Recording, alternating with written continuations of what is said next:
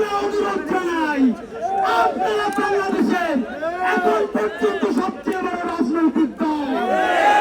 আলেম ওলামাদেরকে দাড়ি টুপি দেখলেই বলা হতো এখানে জঙ্গিরা এসেছে। আমরা জানাতে চাই আজকে জুমার পরে এই যমুনার সামনে লাখো মানুষের স্রোত নামবে।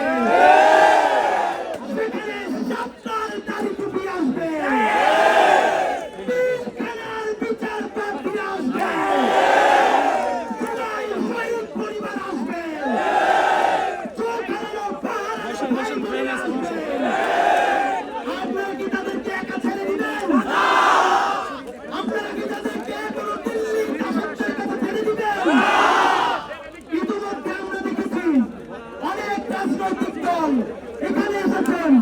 বিএনপিকেও আমরা অনুরোধ জানাই, আপনারা বাংলাদেশের এখন পর্যন্ত সবচেয়ে বড় রাজনৈতিক দল। ফ্যাসিবাদ বিরোধী আন্দোলনে আপনাদের ভূমিকাকে আমরা নিঃসন্দেহে সম্মান করি, কিন্তু কোন রাজনৈতিক চিন্তায় আপনারাই জনস্রোতকে করে ফেলে দিন না। বন্ধুরা আমার, আমরা যমুনার সামনে এসেছি বাড়িতে খালি হাতে ফিরে যাওয়ার জন্য। আমরা যারা ৩২-এর সামনে গেছিলাম, সেই ৩২ কি রাস্তা আছে? আজকে সকাল থেকে দেখি, কালকে রাত থেকে হাসনাদের ব্যাপারে, আমাদের ব্যাপারে বলা হচ্ছে।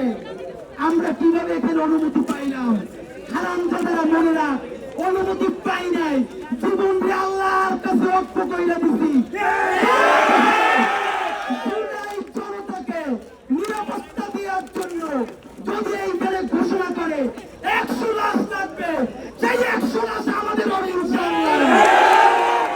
সুতরাং এই সুশীল কথা দিয়া আমাদেরকে